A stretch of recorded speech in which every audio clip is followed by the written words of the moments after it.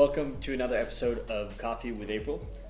This time we're going to do a competition recap. So Joe has just competed in the Danish National Brewers Championship, ended up second place, and we just want to let Joe talk about it. Sure. Yeah. Basically share his feelings and experience. I'm going to probably ask some questions, but Joe, how was the experience? How was the whole? Well, yeah. I mean, overall, very good. It was actually a lot of fun. I was a little moody for a few days afterwards, maybe, but that's all part of the experience. So yeah, I mean, first time competing. I was perhaps more nervous than I necessarily should have been. It's really not as daunting as it necessarily seems, and the environment was very comfortable. There was a lot of people I knew there. It was not quite well organized and very well organized, well put together. I mean, can't stress enough, considering the difficulties that the Danish chapter had earlier on in this year. The event to go off in the way that it did, in all three competitions with no issue, on time, phenomenal, like really, really good. So yeah, first time competing, but everything went to plan except we didn't win. We did one win, you know. That was for sure. I mean, at the same time, of course, this is the first competition, so it's setting down a base work. It's gaining some experience and setting. At the same time, I mean, Patrick introduced the idea of competing to me in saying this isn't about going and becoming the champion. Of course, that's an end goal which would be great to achieve, but it's really about setting a standard for yourself and then using that as a point of growth and reflection, in which this is a perfect opportunity to do that. Finishing up in second, it's clear what I need to do to move forward, both in regards to feedback I've received from this competition, as well as positioning, which is I need to win essentially now. So I mean, as long as that's the next step. As long as we're together, then I'm also competing, and that's part of it as well. So you know, I have a pretty clear idea of what we need to do next year.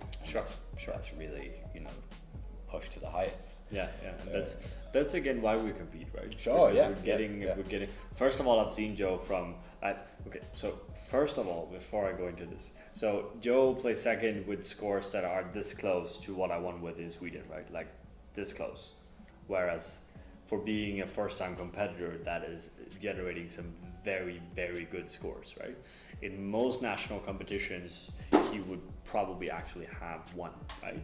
So he was truly up against someone that just served a coffee that was like really, really good, right? So we averaging scores coffee-wise 8+, which is very, very high for the competition itself, right? So we should say that. So you know, it was very good stuff. And also looking at the progression from when you did your first presentation to you know, regardless of the feedback, that whole kind of process has been clearly you have become a lot better from when you started, right?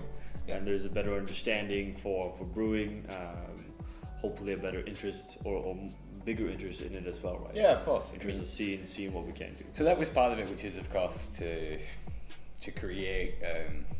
I mean, not to give a reason or to incentivize, but it's just a constant reminder that you need to think about brewing always.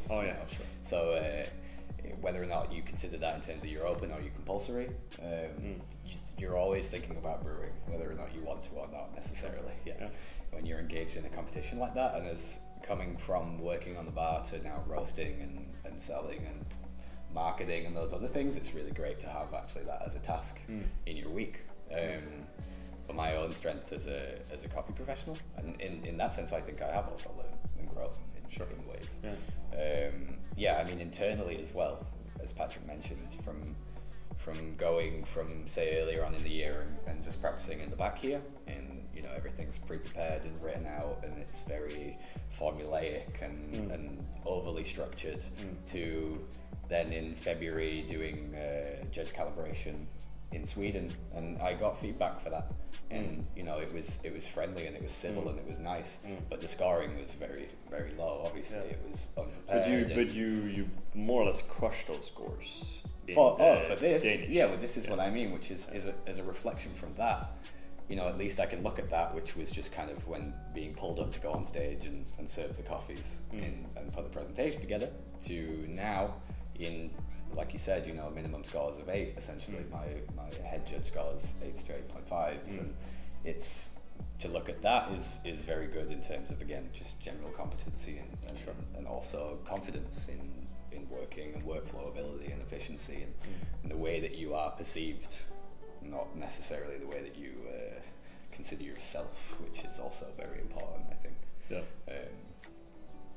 So yeah, I mean, also in terms of with other competitors as well, it's very interesting to, like I mentioned with your competition, to be in that back room.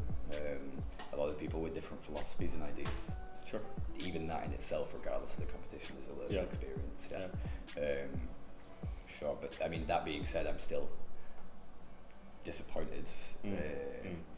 And I think that's probably been the most confusing thing for people, because they knew that I was going into this with low expectations to a degree, and also with this being my first competition experience, and the goal essentially being to compete, to get up and do it, which I of course did. Yeah. But I mean, the experience itself was enjoyable. When I was on stage, I enjoyed myself. When I was preparing, I also enjoyed myself. Retrospectively, I appreciate my own work to a degree. So that was essentially what made it more difficult. We prepared for a certain game plan, whether or not that be presentational style or certain amounts of information we included, or the coffee itself in the brewing, and you know, we ticked the boxes we wanted to do, and we hit the levels that we were looking for. Sure. Just unfortunately in this case, we had someone that did it better. Someone that did better. You know, I get it's always important when you compete that you like the kind of presentation you set up, or the brewing style you set up is based on the experience of the person competing, right? Sure. So whenever you go into a training process, there's always a limit to how much new stuff you can achieve within that time, right? Sure. And as just said as well, like we did go up with a game plan, and we pretty much nailed that game plan, right? Which makes placing second probably even harder. Yeah, of course. But let's talk about, because there's a common subject when it comes to competition, and that's natural processed geishas, or in this case, a honey processed geisha. How much does it suck that the person winning had a honey processed geisha? In Maybe a way, that doesn't suck, but no, I mean, I wouldn't necessarily put it like that. In a way, it's I could say it's incredibly frustrating, but the reason I would not go that far is that I personally chose a Kenyan coffee. Yeah. Sure. So just I really have to stress that. He could have chose whatever coffee. The coffee that I chose to compete with was the coffee that I chose to compete with. Yeah. You know, we cupped collaborative coffee sauce. We cupped Geisha Village. We cupped, you know, we really cupped some great coffees. Yeah. But my preference, and this is also partially going into the first competition, I wanted to work with a coffee that I was passionate about. Not a coffee that I appreciate for a reason or another, or a coffee I thought fit the application, but a coffee that I knew if someone was to point at me randomly and say, hey, tell me about this coffee, the enthusiasm would be real. Sure. And that was fine, and that did help me to prepare and to work for that. But in reflection, you know, and we anticipated this. We knew that our acidities would be perceived differently from the way that we would necessarily, which we looked at in terms of roasting, development times, brewing, strength use of of water. the brews, use of water in terms of total hardness and composite hardness, and you know, we really tried to address that preference for body, the respect for balance in this competition, and how that is perceived, but still not to the degree that we necessarily need to. No, we still got a feedback that Kenyan, and so the challenge is, again, which shows that we addressed this in great detail during practice, to an extent where we thought that was the Swedish Kenny coffee we ever did, which is most likely true. But again, we like to keep stuff clean, right? But the challenge, what happens with the Kenny coffee versus a pulled natural or a fully natural coffee of almost any origin, is that as it cools down, the acidity inevitably will go up. And according to the score sheet, to get a great balance point, and to some extent acidity point as well, you want the structure and awareness of the acidity to remain the same throughout the whole kind of range of temperature. And they will try it until very, very, very cold, right? So part of the feedback that we're getting is that Kenny coffee is like, we have amazing aroma score, 8.5 ish. 8.7. Really strong flavor score. But then as it cools down, some of the judges are starting to write sour, right? Which in our world is not the case, right? But as we know as well, it is a competition. We're very aware that the format is different than our personal preference, and part why I'm personally competing or involved in competitions is that I'm excited to see, I want to push it because you want to understand. And if you at some point score or win, let's say you win the world, so you score very, very good. That's basically something that indicates that you understand the system. Whether you like that system or not, that's a different story. And whether you like that coffee or not, that's a different story, right? But it's interesting to try to figure out the system. So for me, in regards to this experience, coming into this competition and working with a coffee that I knew that I really appreciated, I had a deep respect for and a passion for, was not respecting that system necessarily. It was respecting my own personal interests. And in this case, it didn't matter because I needed to establish my own foundations anyway for competition.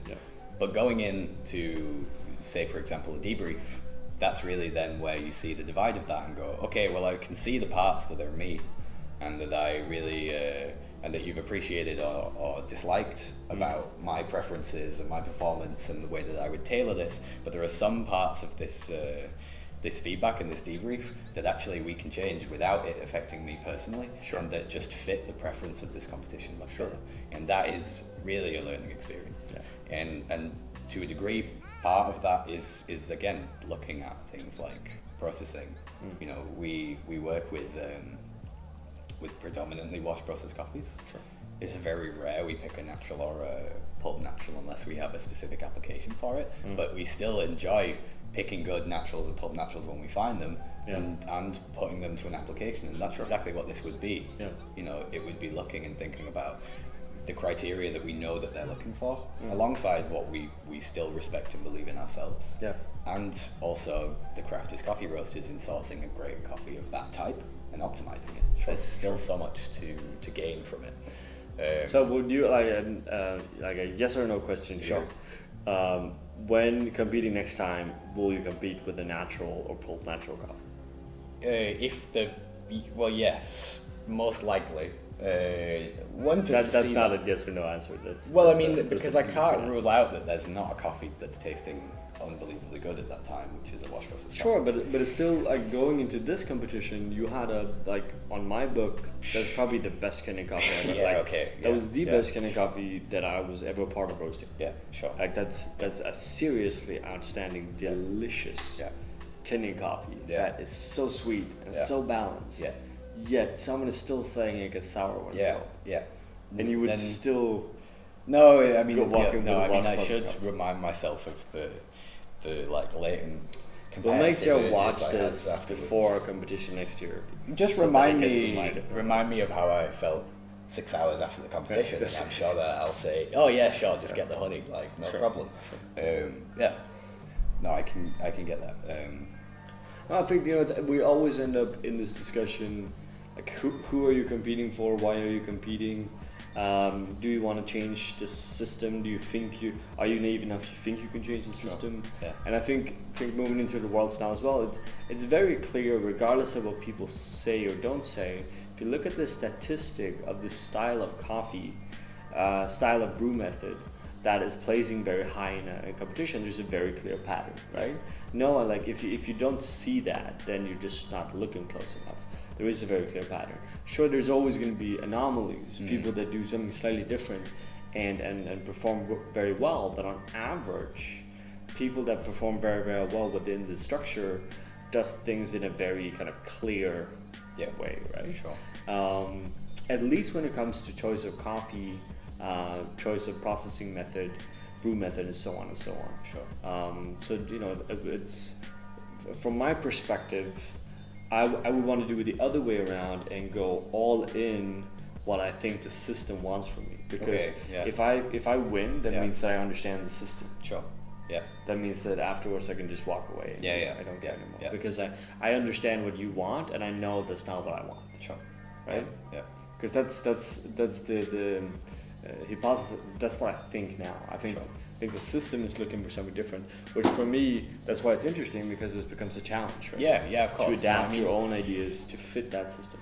And in regards of competencies as well, it's a great skill to be able to execute something you don't necessarily prefer and to do it at a level which is higher in a believable way. Sure. But also, to in terms of quality. So if you can push something at a higher level than people that actually really love that particular product or process or whatever it is, then again, you're not just showing your understanding, you're also showing your ability to work with it, to take that understanding and convert it into a physical product, whether or not that's the coffee that you roast or the presentation that you make surrounding that coffee. Should we do some kind of roundup? We have a few more minutes. What are your conclusion? 3 things you learned, 1 or 2 things you would never do again. What was the worst thing you did? What was the best thing you did? Recommendation for all of you out there competing. Worst thing I did. Well, I mean, there's a big window to be critical here. Sure, but there could be sleep, food. It doesn't have to be anything, right? Yeah, I mean, sleep is difficult, but I mean, but at the same time, I mean, you can tell yourself that there's nothing to worry about a million times. The thing is, I'd say in that case, do your first competition so you can at least prove to yourself that it's not actually that threatening. Just jump into it. Because then at least the next time you come to prepare for it, a third of your worries are not taken up on the general anxiety of actually competing, and you can go, but I stood on stage and it was totally fine before, and you can really use your full energy on the things that really matter. That for sure. And also, I'd say, I mean, reflecting, and this was something that is great learning for both of us. Right now, we're coffee roasters, but in that moment and that 10 minutes, you're a coffee brewer. And I was not strong enough in stressing my love for coffee brewing, my passion for coffee brewing, my technical ideas for coffee brewing. I would reference roasting more often than not, and that in this case is not what they're looking for. If I'm competing in the Danish Roasting Championship, by all means. So relevance, for sure. You can speak for the whole 10 minutes, but if it's not relevant, it doesn't matter. Sure. Good things. Well, I mean, as I already kind of mentioned a little bit, this is a really good chance to get a perspective on yourself from other people in the industry that don't necessarily come from your specific background. And that probably don't know you from before as well. So you've got past competitors in there, but you've also got curators and roasters and business owners and from multiple different countries. It's a really great way to see kind of the different perceptions that you're not necessarily going to get. I mean, I'm lucky I work with a very objective person in the sense that he's going to tell me my we just film everything so you can see it by himself. That helps for sure. But there may be many cases where actually you need someone to be more direct and to say the things in a positive and negative way, so that you can gain more clarity and you're not kind of going around in circles on the same points because you're not receiving the external picture of yourself, whether that's your competencies or your knowledge. But I think that's a general thing, which I know can be hard to get when you're first competing, but you save so many competitions by just doing it with someone that has been through it before and at least knows the basic. They don't necessarily have to have won a competition before, but some kind of experience of something, right? Yeah. People that just jump into it themselves, that's really great, that's amazing, but most of you don't win. Let's be fair, right? The people that win are experienced people or people that have trained with experienced people, right? Yeah. That's usually always how it is, right? So, save yourself a bit of time in the long run and actually train with someone to, someone that can actually show you this, do this, don't do this. And that would really save a lot of time. Then the challenge is, which we also got as feedback, right? Where it's very hard at an early stage to do presentations that feels authentic 100%, right? Sure, yeah. That feels like, okay, this presentation is you, right? Yeah. Because it's so easy, and I do it myself as well, to pick so much inspiration from other people that have done well in competitions. Sure, yeah. And I think we can pretty clearly say that they are looking for something else. I don't think that's true taste-wise. And let's get back to this after the Worlds. And if I'm wrong, sure. Then let's have a discussion about it. But presentation-wise, I do believe they're looking for something different. There's a bigger room and flexibility there. Sure, yeah, completely. I mean, coming into it, they want to see you. They do want to see you. They don't want to see a formulaic presentation based on previous winners. We didn't do that in this case, but of course, this being my first competition, we looked at ways that I could structure the presentation so that it worked for me. Sure. We chose that structure, and from then, I wasn't writing anything in terms of a script. Everything would be bullet pointed, and then I would keep it in that structure. Sure. Even in doing that, I still fell into pitfalls of the same intonation in certain parts. When you're describing things, you're listing those bullet points from your head with the descriptors that you know about. But in your idea, in the way that you execute it, it becomes just an exercise. Obviously it can't be a conversation in terms of the feedback during the presentation, but you almost need it to feel that way. You almost need to feel like at one point they're going to ask you a question and you're just giving the information that they need in the way that you would to a friend. Yeah. There's a lot of learning for sure.